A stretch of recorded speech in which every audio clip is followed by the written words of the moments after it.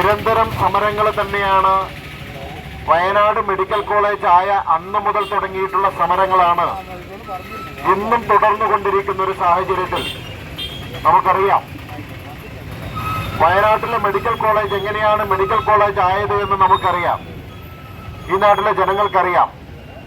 ഒരു board മാറ്റിവെച്ചാൽ medical college ആവില്ല എന്ന് ആവർത്തിച്ച് പറഞ്ഞിട്ടുള്ള ഒരു പ്രസ്ഥാനമാണ് ഭാരതീയ ജനതാ പാർട്ടി. ഒരു മെഡിക്കൽ കോളേജ് എന്ന് പറഞ്ഞാൽ അതിനു വേണ്ടിയിട്ടുള്ള എല്ലാ ഭൗതിക സാഹചര്യങ്ങളും ഉണ്ടാകണം. ഇപ്പോൾ ഈ സമരം നടത്താനുണ്ടായിട്ടുള്ള സാഹചര്യം അധ്യക്ഷൻ സൂചിപ്പിച്ചു. ഒരു OP പോലും തുറന്നിരിക്കാൻ പറ്റാത്ത ഒരു ആശുപത്രിയെയാണ് മെഡിക്കൽ കോളേജ് എന്ന് പറയുന്നത് എന്ന് പറഞ്ഞാൽ അത് അംഗീകരിച്ചു കൊടുക്കാൻ ഈ നാട്ടിലെ ജനങ്ങൾ തയ്യാറല്ല എന്നുള്ളതാണ് ഞങ്ങൾ ഈ സമരത്തിലൂടെ പറയുന്നത്. ഇത് സമരങ്ങൾ നടന്നോട്ടെ, ഇത് ഇങ്ങനെയൊക്കെ നടക്കുകയുള്ളൂ എന്നുള്ള ഒരു തരത്തിലുള്ള ഒരു നിഷേധാത്മകമായിട്ടുള്ള സമീപനമാണ് ഇവിടുത്തെ ഉദ്യോഗസ്ഥന്മാർ നിരന്തരം എടുക്കുന്നത് എന്നുള്ളതാണ് ഞങ്ങൾ മനസ്സിലാക്കുന്നത്. ഇത് ഇങ്ങനെയൊക്കെ മതി.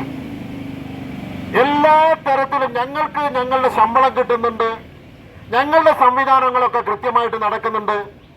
അതിനു വേണ്ടിയിട്ടുള്ള ഒരു സംവിധാനം മാത്രമായിട്ടാണ് ഈ മെഡിക്കൽ കോളേജ് എന്ന് പറയുന്ന ഈ കെട്ടിടത്തെ ഇതിന്റെ ഉള്ളിലിരിക്കുന്ന ഉദ്യോഗസ്ഥന്മാർ കാണുന്നത് എന്നുള്ളതാണ് യാഥാർത്ഥ്യം.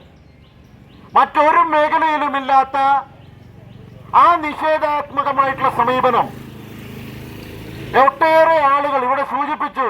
കണ്ണൻ കണിയാരം, ഏതൊക്കെ സ്ഥലത്ത് നിന്നാണ് ആളുകൾ ഈ ആശുപത്രിയെ ആശ്രയിച്ച് ഇവിടേക്ക് വരുന്നത്? ഒരു മെഡിക്കൽ കോളേജ് എന്ന് പറഞ്ഞപ്പോൾ എത്രത്തോളം പ്രത്യാശയിലാണ് വയനാട്ടിലെ ജനങ്ങൾ ഇതിനെ നോക്കിക്കണ്ടത്? ഒരു മെഡിക്കൽ കോളേജ് എന്ന് പറയുമ്പോൾ ഏതൊക്കെ തരത്തിലുള്ള സംവിധാനങ്ങൾ ഉണ്ടാകുമെന്നുള്ളതാണ് ജനങ്ങൾ പ്രതീക്ഷിച്ചത്. പക്ഷെ നോക്കൂ, 4.5 കൊല്ലമായി ഇത് മെഡിക്കൽ കോളേജായി ഉയർത്തിയെന്ന് പറഞ്ഞിട്ട് ഈ ബോർഡ് മാറ്റിവെച്ചു എന്നുള്ളതല്ലാതെ മറ്റെന്ത് സംവിധാനമാണ് ഇവിടെ മെഡിക്കൽ കോളേജായിട്ട് ഉപയോഗിക്കാൻ വേണ്ടി സംവിധാനം ഉണ്ടായിട്ടുള്ളത്? ഇവിടെ വരുന്ന എല്ലാ രോഗികളെയും മടക്കി അയക്കുന്ന ഒരു മെഡിക്കൽ കോളേജായിട്ടാണ് ഈ മാനന്തവാടി മെഡിക്കൽ കോളേജിനെ ഇപ്പൊ ജനങ്ങൾ അറിയപ്പെടുന്നത്. ഇവിടുന്ന് താലൂക്ക് ആശുപത്രിയിലേക്ക് പോലും റെഫർ ചെയ്യുന്ന ഒരു സാഹചര്യം. അതിദാരുണമായിട്ടുള്ള മരണങ്ങൾ പോലും ഉണ്ടായിട്ടുള്ളത് ഇവിടെ ചികിത്സ നിഷേധിച്ചിട്ടുള്ള കാര്യങ്ങൾ കൊണ്ടാണ്. നമുക്കറിയാം, കൊറോണ വന്നിട്ട് ഈ ആശുപത്രിയിൽ ചെന്ന് ജോലി ചെയ്തിരുന്ന ഒരു പെൺകുട്ടി, ആ പെൺകുട്ടിക്ക് അത്യാധുനിക സൗകര്യങ്ങളുള്ള ഒരു ആംബുലൻസ് വിട്ടുകൊടുക്കാതെ മണിക്കൂറുകളോളം പിടിച്ചിരുത്തിയതിന്റെ ഭാഗമായി കണ്ടാണ് ആ പെൺകുട്ടി അന്ന് മരിച്ചിട്ടുള്ളത്. ഞങ്ങൾ അതിനെതിരെ ശക്തമായിട്ടുള്ള സമരം ഇവിടെ നടത്തിയതാണ്. അതിനുശേഷം നമുക്കറിയാം, ഇവിടെ കടുവയുടെ ആക്രമണത്തിന് മൂലം മരണമടഞ്ഞിട്ടുള്ള തോമസ്, ആ തോമസ് മരിക്കാനുണ്ടായിട്ടുള്ള സാഹചര്യം നമുക്കറിയാം. ഇവിടെ സർജനില്ല, ഞരമ്പ് തുന്നി കൂട്ടാൻ ആളില്ല, അവിടെ ചികിത്സിക്കാൻ ആളില്ല. അതിനുശേഷം അതിനൊരു വിദഗ്ധ ചികിത്സയ്ക്ക് വേണ്ടി റെഫർ ചെയ്തു.